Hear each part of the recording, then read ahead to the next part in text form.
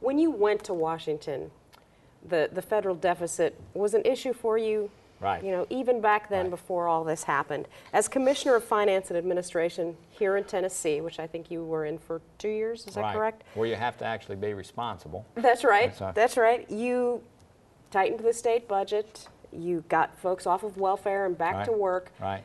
Do you apply those same policies to straighten this mess out in Washington? You do. The difference, of course, is as Commissioner of Finance, you know, excepting for the governor, I mean, you serve at their pleasure. You're in charge. I mean, you know, it's, you know, you make it happen. In the Senate, you're certainly one of 100, and the same constructs don't exist there. In our state, we have to have a balanced budget, and that is a great thing. In Washington, I can just tell you, I knew it was bad before I got there, okay?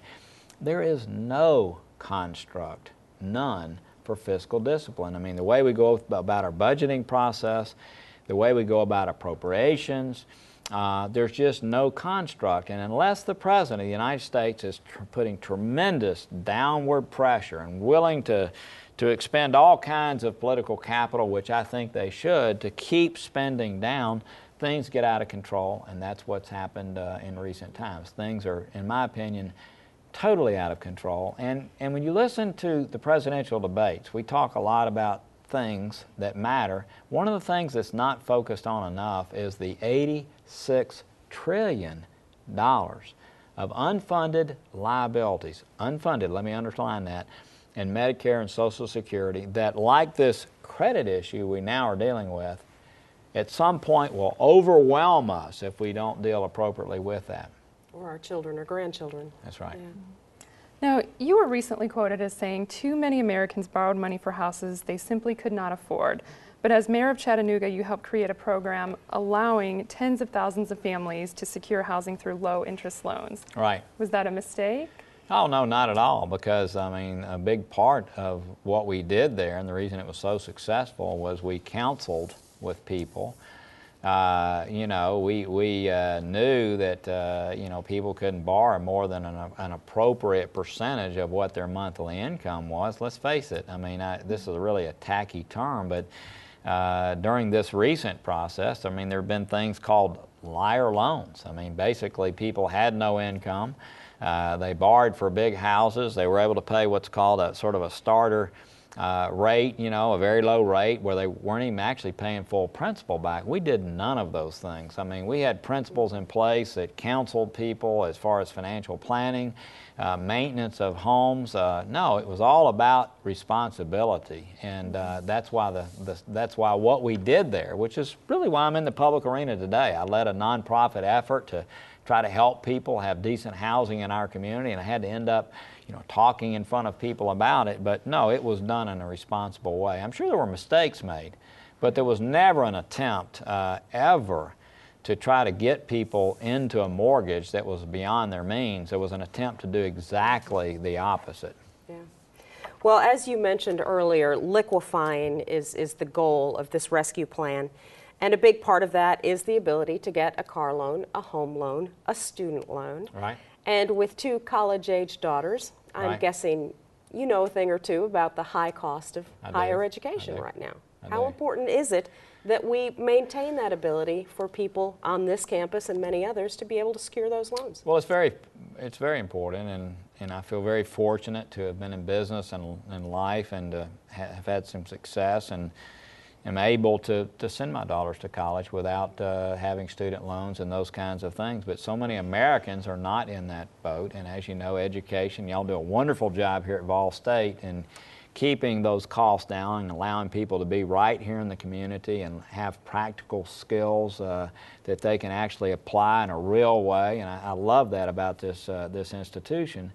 But the fact is that many students have to borrow money to be in college today, and what we're seeing, and I know y'all have read this, is that the liquidity issue that you're talking about, the credit crisis, is making that extremely difficult for people to do. And what that means is, again, we've got this young talent in our society that if we don't solve this problem will not be trained appropriately will not have the skills they need to actually drive this economy into the future. So that's an investment that we'll be missing out on. Yeah. Now, since we're on a college campus here, where does higher education fall on the spectrum with the entire, with the economy the way it is right now? Well, higher education is obviously very important, and the fact is that all of the emphasis right now is, as you know, I mean, we deal with the urgent in Washington, we deal with the crises in Washington. So, 2 months ago it was energy, and I was highly involved in that, being on the energy committee when prices were $4 a gallon. Okay. It needs to stay there even as prices drop. I mean, this energy issue is not going away, and we shouldn't be lulled into sleep there. Right now it's on the economic issues. It'll be on health care when we return. But at the end of the day, higher education, education in general, K through 12 education, is that investment in the future in our country which will drive our economy, and we need to steadily and continue to increase our ability to make sure that young people coming along are really have the skills necessary for us as a country to compete in a world that's changing rapidly. Do you think we'll see tuition costs rise over the 6 to 12 months? Well, that's something that is kind of in your bailiwick, okay, here at the university. And I just was with your wonderful leader earlier today at Rotary Club. I'm going to spend a few minutes with him later, but that's something that really is more dealt with here at the local institution level and with the state of Tennessee, not so much at the federal level. So I'm hoping that all of you wonderful people here will do those things necessary to keep it as low as possible. At the same time, just like any entity, expenses are increasing, and we know that. Yeah. Well, you also sit on a foreign relations committee, and it seems that all the markets are reacting to the economic crisis here in America. Are we poised for a global recession? I mean, that's a really scary term.